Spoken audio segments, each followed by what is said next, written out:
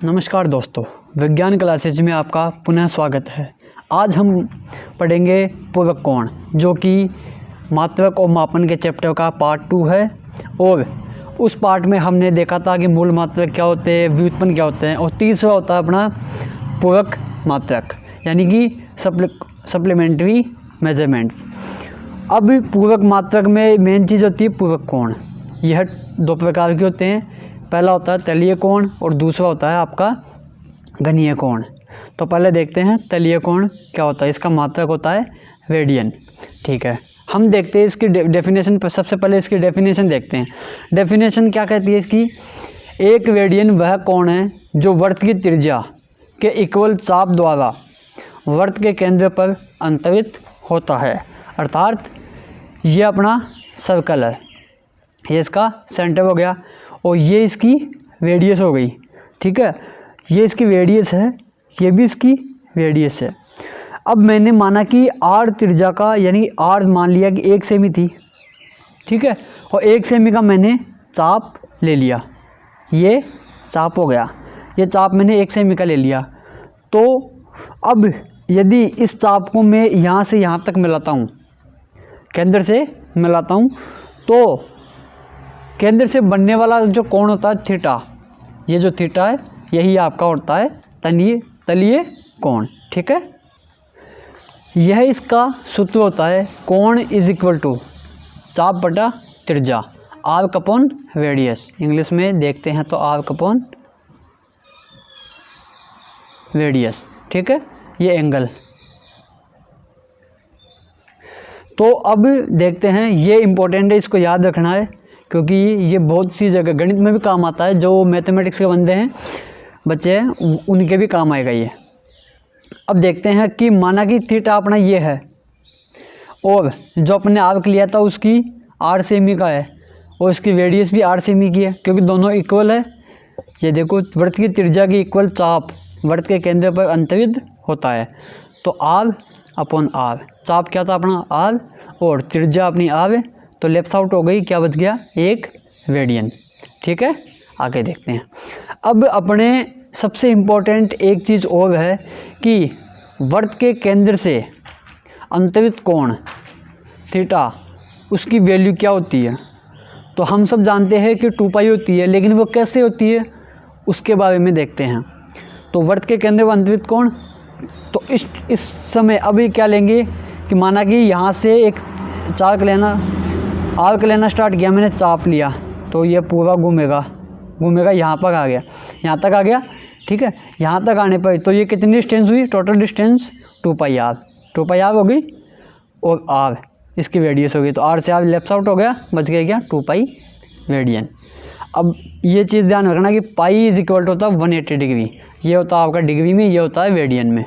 ठीक है, अब जैसे वो होते हैं ना π/6, 3π/4, ये सभी चीज़ें होती है रेडियन में, और 270 डिग्री, 360 डिग्री, ये सभी होती है आपकी डिग्री में। ये आपने 10th क्लास में अच्छे से पढ़ा होगा। अब ये 2D वाला क्या लफड़ा है, ये देखते हैं। 2D में होता क्या है? 2D वह चीज़ होती है जिसका कोई आयतन नहीं होता है। सबसे पहले आयतन, तो पहले देखते हैं कि 2D के एग्जाम्पल, जैसे सिक्का का क्या आयतन होगा? नहीं होता है। रिंग, ठीक है, जैसे अंगूठी या साइकिल की रिंग भी मान लो। ठीक है, और 3D में, 3D आ जाओ। 3D में घनीय कोण हो गया, तो 3D में क्या होता है? गोला। अब कोई आपको ये पूछ ले कि बताओ वृत्त और गोले में क्या अंतर है, तो आप क्या बताओगे कि सर वृत्त तो होता है 2D में और गोला होता है 3D में। ठीक है, इसका आयतन होता है, इसका आयतन नहीं होता है। अब गोले के लिए गेंद हो गई, फुटबॉल हो गई, अपनी अर्थ हो गई, ये चीज़ें एग्जाम्पल है, ये सभी 3D में है। और सिक्का, अपनी अंगूठियाँ, ये सभी 2D में होती है। तो आई होप आपको ये अच्छे से समझ में आया होगा। अब देखते हैं आपका घनीय कोण। घनीय कोण की डेफिनेशन क्या है? किसी गोले के पृष्ठ का क्षेत्रफल यदि त्रिज्या के वर्ग के बराबर हो, उस पृष्ठ द्वारा गोले के केंद्र पर अंतरित घन कोण स्टेरेडियन होता है। तो देखो कि घनकोण की डेफिनेशन ये कह रहा है कि पृष्ठीय क्षेत्रफल, अब मैं जितना लेना है हमें उसी, माना ये गोला है, गोले से मैंने ये वाला भाग निकाल लिया कि मेरे को ये वाला भाग लेना है। तो अब ये इस बिंदु से, इस जैसे अपन ने इसमें किया था केंद्र से मिलाया, ये केंद्र पे हमने मिला दिया और इसके जैसे माना कि प्रत्येक बिंदु से मिलाते जाएंगे। तो अब एक कोण टाइप हो जाएगा, कोण होता है ना शंकु, शंकु के जैसा बन जाएगा ये। तो शंकु के जैसा बन जाएगा तो उसके बीच के अंदर यहाँ पे जो कोण बने हुआ है वो कोण क्या कहलाता है? आपका घनकोण।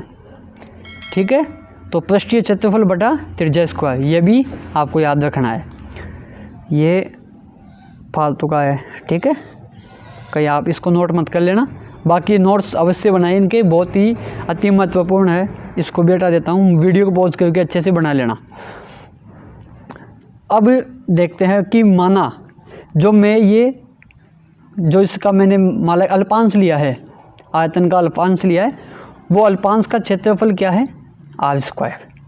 तो पृष्ठ का क्षेत्रफल आर स्क्वायर हो गया अपॉन त्रिज्या का स्क्वायर, त्रिज्या अपने पास आर थी, आर से आर लेफ्ट आउट हो गया, क्या बच गया अपना? 1 स्टेरेडियन। ये इसका मात्रक है, ये मात्रक भी आपको अच्छे से ज्ञात होना चाहिए। अब वो उसी प्रकार से जैसा वृत्त के केंद्र पर अंतरित कोण, उसी प्रकार से गोले के केंद्र पर अंतरित कोण थीटा। तो ये हो गया 4 पाई आर स्क्वायर। क्यों? क्योंकि पृष्ठीय क्षेत्रफल क्या है अपना? 4 पाई आर स्क्वायर बटा r square is equal to, ये दोनों लेफ्ट आउट हो गए, बच गया 4 पाई स्टेरेडियन। तो ये अपने इसके एग्जाम्पल भी करेंगे, लेकिन पहले कुछ एक विधि पढ़ते हैं, वो विधि अब आगे मैं बताने वाला हूँ। तो ये चीज़ें आई होप आपको अच्छे से समझ में आई होगी। वीडियो को पॉज करके इसके नोट्स अवश्य बनाएं, नोट्स बनाते जाए, हेडिंग डालते जाए, जैसे मैं बता रहा हूँ वैसे पढ़ते जाए, कहीं कोई दिक्कत नहीं आएगी। एक चीज़ का अवश्य ध्यान रखें, आप 11th क्लास को बिल्कुल भी लाइट ना लें। जैसे किसी भी कॉम्पिटिटिव एग्ज़ाम्स के अंदर अगर जैसे जेईई का पेपर दे हुए हो या और किसी competitive exams, engineering entrance paper दे हुए हो या एयरफोर्स नेवी, इन सभी में 11th का वेटेज 70 से 80% होता है। इसलिए आपको 11th को हल्के में नहीं लेना है, ये अपनी जगह बहुत अच्छा वेटेज रखती है। और वैसे सबसे इजी भी है ये, इंटरेस्टिंग भी, बहुत चैप्टर इसमें इंटरेस्टिंग। आप ये मान के चलो कि बस आपको जैसा मैं पढ़ा रहा हूँ आप वैसा पढ़ते जाओ, कहीं कोई दिक्कत नहीं आएगी कहीं भी।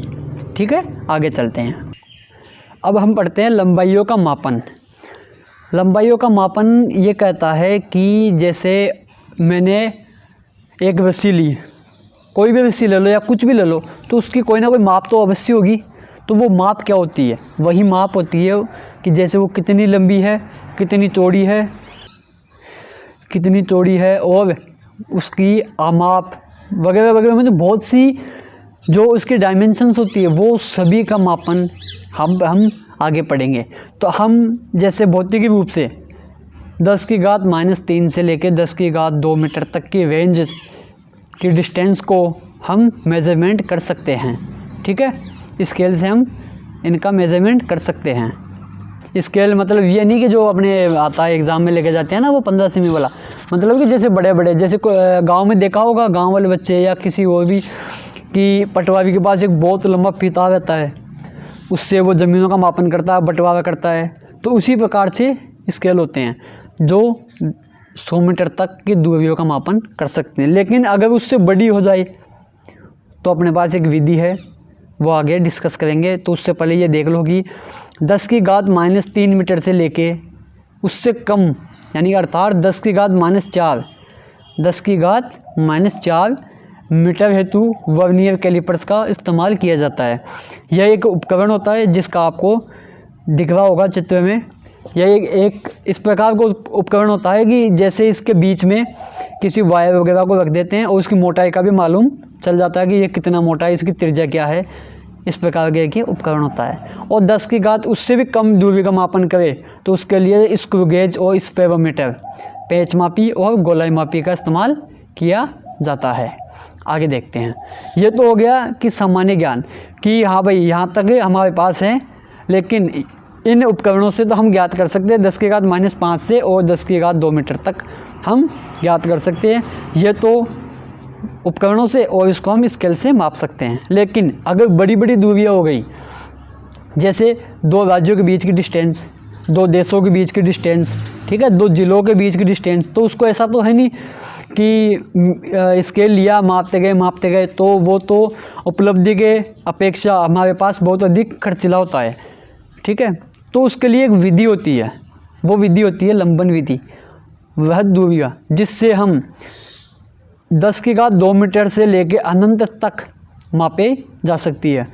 वह दूरियाँ बहुत बड़ी बड़ी, जैसे पृथ्वी व सूर्य के मध्य की दूरी, तारों व ग्रहों के बीच के मध्य की दूरी, खगोलीय दूरियाँ, ये सभी हम लंबन विधि के थ्रू मापी जा सकती है, ठीक है। तो देखते हैं लंबन विधि एक्चुअल में होती क्या। तो आपको सबसे पहले एक एक्सपेरिमेंट करना होगा, कुछ उसमें उपकरणों की आवश्यकता नहीं होगी, बस आपको बैठे रहना है, बैठे बैठे ही ये आपका वीडियो देखते देखते ही आपका यह एक्सपेरिमेंट हो जाएगा। उसमें करना क्या है कि आप सामने अंगूठा रखो, जस्ट आंखों के एकदम सिद्ध में अंगूठा होना चाहिए, अंगूठा रखा, थम्स अप रखा, और उस थम्स अप के जस्ट पीछे एक दीवार पे कोई पॉइंट रख लिया। पॉइंट रखने के पश्चात आपको एक आंख से बंद करना है, पहले दाईं आंख को बंद करना है और देखना है अंगूठे की स्थिति क्या है, फिर बाईं आंख को बंद करना है और फिर दाईं आंख से देखना है कि अंगूठे की स्थिति क्या है। तो आप पाओगे कि दोनों की स्थितियों में अलग अलग दूरियां हैं, यानी उन दोनों स्थितियों के अंदर डिफरेंस है। तो वो जो डिफरेंस होता है वो ही इस लंबन विधि में काम आने वाला है, ठीक है। तो अब देखते हैं एक्चुअल में, इसको डायग्राम से समझाते हैं आपको। देखो ये है मेरी आँख, ठीक है। यहाँ पे माना कि एक बिंदु था, तो मैंने बाईं आँख बंद करी, बाईं आँख बंद करके मैंने देखा कि तो पहले वाला बिंदु यहाँ पे था, वही जो अंगूठा वाला, वो अंगूठा मुझे यहाँ दिख रहा है, ठीक है। और अब मैं बाईं आँख को बंद करूँ तो मैं देखता हूँ कि अब वो अंगूठा यहाँ पे दिखाई दे रहा है, जबकि हमने उसकी स्थिति को परिवर्तित नहीं किया। लेकिन ये हमें देखने का डिफरेंस, क्योंकि हमारी आँखों के मध्य भी कुछ दूरी है।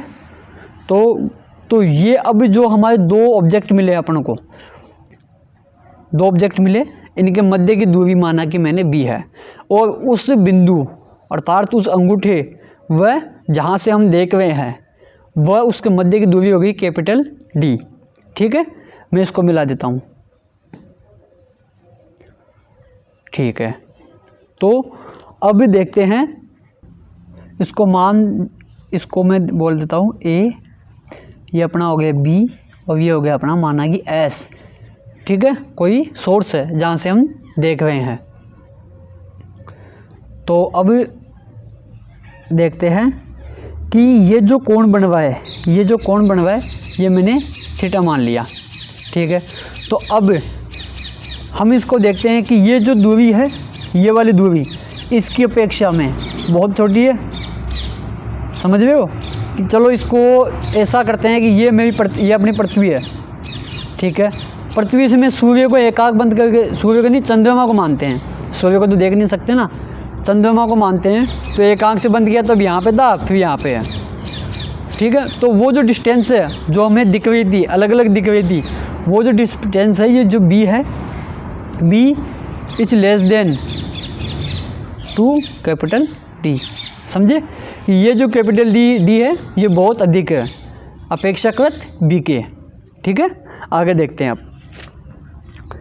तो ये D है तो ये भी D होगी, क्योंकि डिस्टेंस तो इसकी चेंज नहीं होगी ना, बस इसकी स्थिति तो बदल रही है।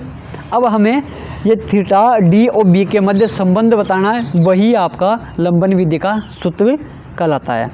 तो पहले देखते हैं, अब हमें तलीय कोण वाला सूत्र निकालना। तलीय कोण का सूत्र क्या था कि थीटा इज इक्वल टू चाप बटा त्रिज्या, ठीक है। अब आप कहोगे कि सर ये चाप और त्रिज्या का क्या है, इसमें वैल्यू क्या होगी। तो मान लो कि ये अपनी पृथ्वी है, यहाँ जैसे हाँ ये अपन थे पृथ्वी पे, ये चंद्रमा हो गया,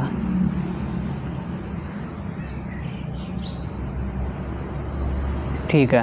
पहले स्थिति ये थी, ये अभी स्थिति हो गई, ठीक है। तो तो ये इसका व्यास, यानी कि अपन को ये दूरी पता लगाना है, ये दूरी भी पता लगाना है। अगर अपन को ये दे रखी हो तो ये पता लगाना है, और अगर ये दे रखी है ये और ये पता लगाना है। तो अब हम इन तीनों के मध्य एक संबंध स्थापित करते हैं। तो वह संबंध होता है कि ए बी का अर्थ अपने पास है बी। माना कि मैं इसको कोई चाप मान लेता हूँ, जैसे वृत्त होता है, ये वृत्त है, ठीक है, ये दो बिंदुओं के मध्य ऐसा होता है, ये क्या कहलाता है अपना चाप होता है ना, चाप। तो मैं इसको एक चाप मान रहा हूँ, इसको मैं एक चाप मान लिया मैंने। तो चाप अपने पास ए बी हो गया बटा त्रिज्या। अब ये जो त्रिज्या है ये वाली, ये इसकी त्रिज्या हो जाएगी, ठीक है। ये देखो यहाँ पे, ये मान लिया कि यहाँ पे मैं खड़ा था, मैंने देखा यहाँ पे अलग अलग स्थितियाँ थी, तो ये इसकी क्या हो गई, त्रिज्या हो गई। त्रिज्या क्या है इसकी, capital D. Theta is equal to a b upon d. A b क्या अपने पास, स्मॉल बी, डी बराबर थीटा। समझ में आ गया, ठीक है। तो ये अपने पास एक संबंध स्थापित हो गया, और ये हमें ध्यान रखना है। इसी सूत्र के साथ हम कोणीय व्यास भी, किसी भी ग्रह का कोणीय व्यास भी ज्ञात कर सकते हैं। तो क्या हो जाएगा, अल्फा होता है कोणीय व्यास, वही सूत्र हो जाएगा इसका, इस बार वही हो जाएगा बी अपॉन टी, ठीक है। तो यहाँ पे बी क्या है, बी हो गया ग्रह का व्यास, और ये कोणीय व्यास और ग्रह के कोणीय व्यास और व्यास में अंतर है, और ये डी हो गया कोण से, जहाँ से अपना कोण बन रहा है वहाँ से लेके उस प्रेक्षण बिंदु तक की मध्य की दूरी। अब देखो, अब एग्जाम्पल देखते हैं एक छोटा सा। तो एग्जाम्पल्स है अपने पास, इनको रेडियन में कन्वर्ट करना है, और इन छोटी सी चीज़ें मैं आपको इधर बता देता हूँ कि अरे पेन के क्या हो गया,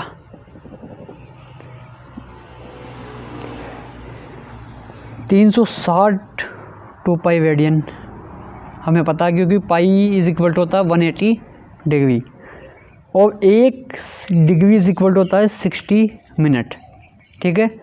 और 1 मिनट इज इक्वल टू होगा 60 सेकेंड, ठीक है। ये तो हम सबको वैसे भी पता है, लेकिन थोड़ा सा मैं पुनः बता देता हूँ आपको। अब देखो, इस क्वेश्चन को सॉल्व करते हैं। ये क्वेश्चन क्या कह रहा है कि 1 डिग्री को चेंज करना है रेडियन में। तो हम जानते हैं कि 1 डिग्री यानी अर्थात 360 डिग्री बराबर होता है 2 पाई रेडियन।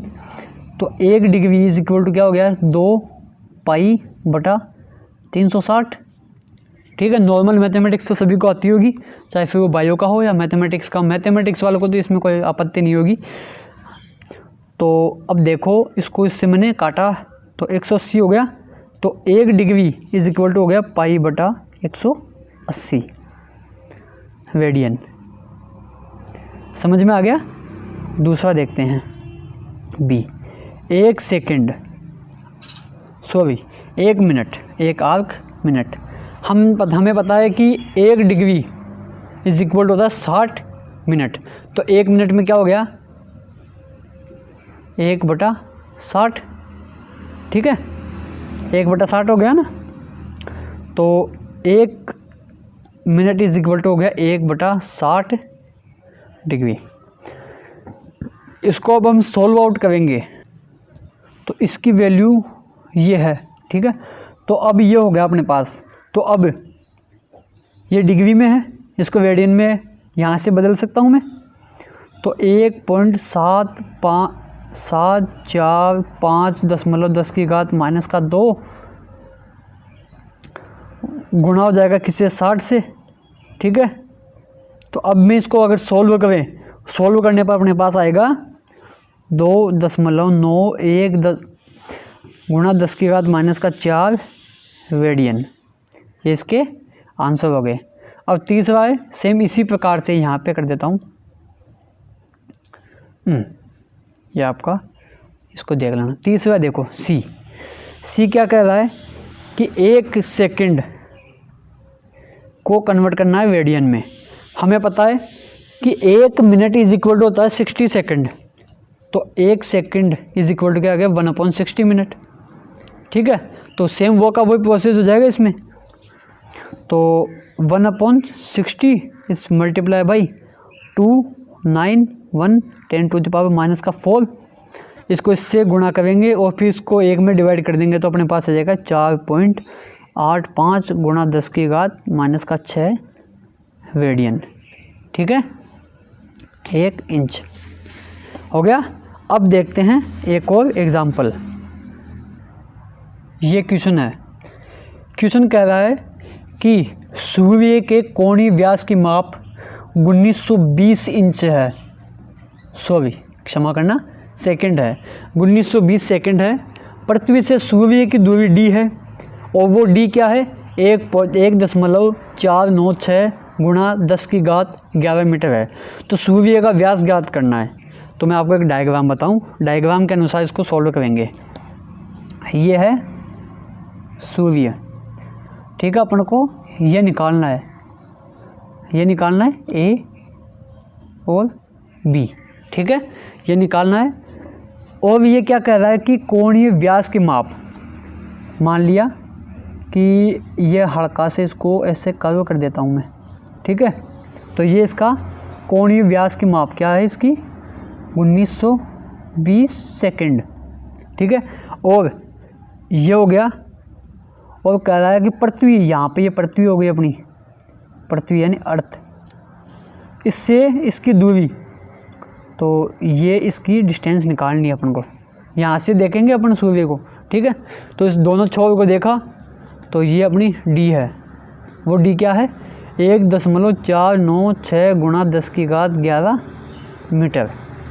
तो इसको उसी सूत्र से करेंगे। चलिए कौन वाला सूत्र है, theta is equal to arc upon radius, चाप बटा त्रिज्या। अब इसमें S क्या है,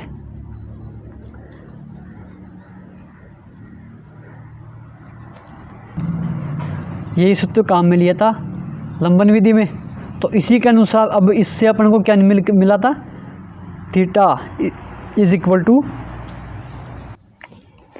B/D। ठीक है, यहाँ पे B क्या था, ये रहा, D अपने पास ये रहा। ठीक है, तो कोणीय व्यास था, कोणीय व्यास उसमें अल्फा, एक और सूत्र दिया था मैंने उसके नीचे B/D। तो अब अपने पास ये है रेडियन में, इसको रेडियन में कन्वर्ट करना है। ये अपने पास क्या है सेकंड में, तो 1920 alpha is equal to 1920 inch वो सेकंड है। तो इसको मैं रेडियन में कन्वर्ट करूँ तो 1920 गुणा 4.85 गुणा 10⁻⁻⁶ रेडियन में। क्यों, आप ये पूछे कि सर ये कहाँ से आया, क्योंकि अपन ने एक अभी पीछे जस्ट पीछे ही एक न्यूमेरिकल सॉल्व किया था। मैं आपको बताऊं, ये देखो ये रहा। ठीक है, यहाँ से आया। तो अब 1 के इक्वल ये है, तो 1920 के इक्वल इसके गुणा हो जाएगा। तो अल्फा की वैल्यू अपने पास आ गई 9.31 गुणा 10⁻³ रेडियन। तो अब अल्फा की वैल्यू अपने पास आ गई। ठीक है, बी की वैल्यू फाइंड आउट करनी है भाई। बी की वैल्यू तो अपन को ये निकालनी है ना भाई। सूर्य का व्यास पूछा उसने, तो सूर्य का व्यास यही हुआ और ये इसका डी हो गया। तो मैं यदि यहाँ से बी निकालूँ तो अल्फा गुणा डी हो जाएगा। तो बी इज इक्वल टू 9.31 गुणा 10⁻³ गुणा 1.496 गुणा 10⁻11। ठीक है, तो अब यदि आप इसको इससे गुणा करोगे तो 11 में से 3 गए तब 10⁻9 हो गया गुणा। अब इसको इससे गुणा करोगे तो अपने पास 1.39 मीटर आ जाएगा। तो यानी कि पृथ्वी की सूर्य का व्यास क्या है अपना 1.39 गुणा 10⁻9 मीटर है। ठीक है, यहाँ तक कोई दिक्कत अगर नहीं है तो आगे बढ़ेंगे। अब तो अब आगे बढ़ने के लिए अब एक और चीज़ देखते हैं। ये न्यूमेरिकल एक और है, तो ये देखते हैं क्या कहता है कि पृथ्वी से व्यासतः विपरीत बिंदु ए एवं बी से चंद्रमा का प्रक्षेपण किया गया है। ठीक है, प्रक्षेपण की दो दिशाओं के मध्य चंद्रमा पर अंतरित ए बी की माप 1 डिग्री 54 मिनट है। पृथ्वी का व्यास 1.276 गुणा 10⁷ मीटर है।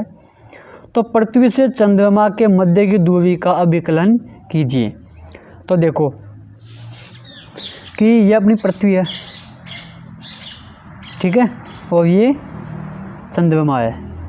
अब ये कह रहा है कि पृथ्वी के दो व्यासतः विपरीत बिंदु, माना कि एक बिंदु ये रहा ए, और इसके जस्ट अपोजिट एकदम व्यासतः बी ये हो गया। अब यहाँ से यदि मैं चंद्रमा को देखता हूँ, ये मैंने चंद्रमा को देख लिया भाई, ठीक है, चंद्रमा को देखा और ये व्यास हो गया। अंतरित कोण, ये जो एंगल है 1 डिग्री 54 मिनट का है। और पृथ्वी का व्यास, ये जो दूरी है ये वाली, ये है 1.276 गुणा 10⁷ मीटर, ठीक है। और अपन को निकालना क्या है, ये डिस्टेंस निकालनी है, ये वाली, जो कि दोनों सेम होती है। तो अब वही सूत्र से देखते हैं जो सूत्र तलीय कोण में लगाया था। क्या था, थीटा इज इक्वल टू चाप बटा त्रिज्या, ठीक है, ये हो गया। इससे अपन ने क्या सूत्र निकाला था, theta is equal to b upon d. B हो गया ये वाला, डी ये रहा, थीटा ये रहा, जो कि वैल्यू ये रही। तो अब हमें निकालना क्या है, डी निकालना है, ये डिस्टेंस निकालनी है। तो d is equal to b upon theta, 1 d is equal to b upon theta. तो डी क्या हो गया, थीटा अपॉन बी हो गया कि नहीं, कि भाई ये इधर गया, ये इसकी जगह आ गया, ठीक है, हो गया ना। ये थोड़ा गलत हो गया यहाँ पे, तो ये अपना फॉर्मूला निकल गया यहाँ से।